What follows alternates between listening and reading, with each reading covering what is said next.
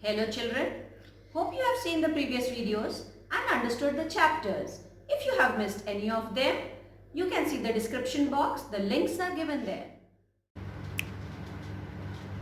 Today's chapter is A Hero. This story has been written by R.K. Narayan. He is one of the most famous and widely read Indian novelists. He was born in Chennai. He began his writing career with Swami and Friends. He told stories of ordinary people. His most common character is Swami. His writing style was simple and elegant. His famous writings are A Tiger for Malgudi, The Grandmother's Tale, etc. He died in 2001. The main characters of the story are Swami, a child, his father, a lawyer who wanted his son to be courageous, mother, next is Granny, with whom Swami slept, a burglar who came to steal something in their house. The other characters are the inspector, cook, servant, headmaster and the students of the school.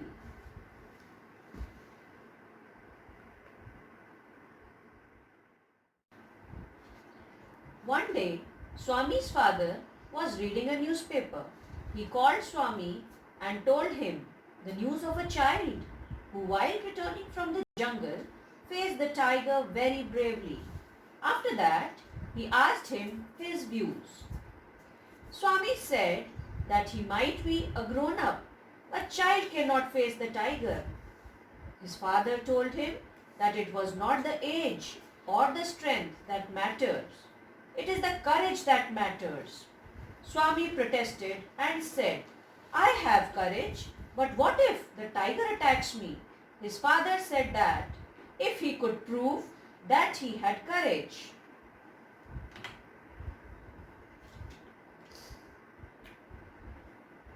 He asked him to sleep in the office room alone. Swami thought that it was a frightening proposal. He had always slept with his grandmother. He said yes to the proposal very weakly and tried to change the topic by talking of their cricket club. But he could not distract his father, and his father firmly commanded him to sleep in the office room.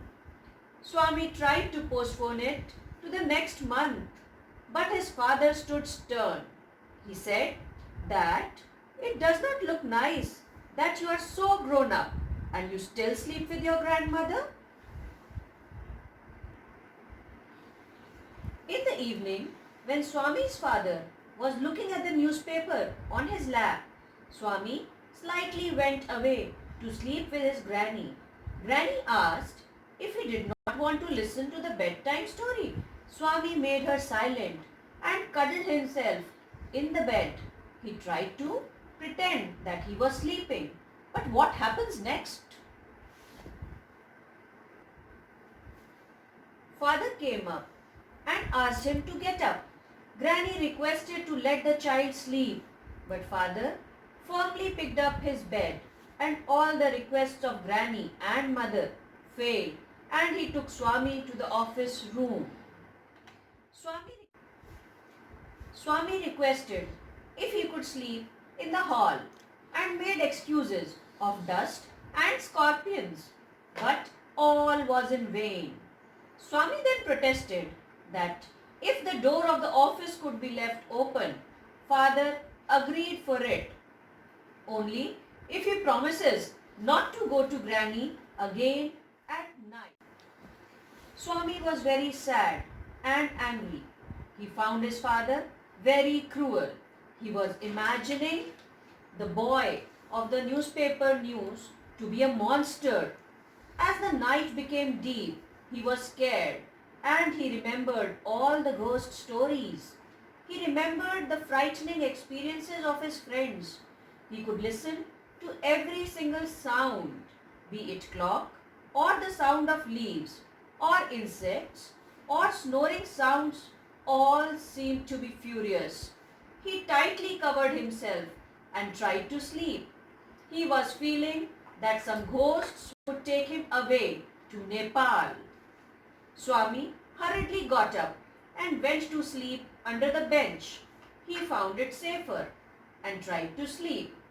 He started having frightening dreams of tiger chasing him. He was very scared. He was groaning and tried to catch hold of Granny, but he realized that he was alone. He could hear something moving near his bench. He was watching everything in a frightened state, as if he was going to die. He gathered courage and caught hold of the moving thing with all his energy, and he had bitten the moving thing with full energy. A thundering cry was heard, and somebody had fallen between the furniture. Everyone came there with a light. Father, the cook, and the servant. They saw that it was a burglar. Next day, everyone congratulated Swami. Teachers patted his back. Headmaster appreciated him. Swami had bitten and caught one of the most notorious criminal of the district, and police was grateful to him. The inspector also offers him to join the police when he grows up, though he wanted to be an engine driver, a railway guard, or a bus conductor. In the evening, when his father returned home and asked for Swami, mother informed the father that he was asleep, and the father knew that why he slept so early, because he wanted to sleep with his granny. He slept before his father came home. The father commented that mother and granny were spoiling the child. Swami was listening to the conversation of the mother and father, and he was happy that his father had given up on him. Children, I hope you understood the chapter quite well, and if you liked it, don't forget to like, subscribe and share the channel. Thank you. Have a nice day.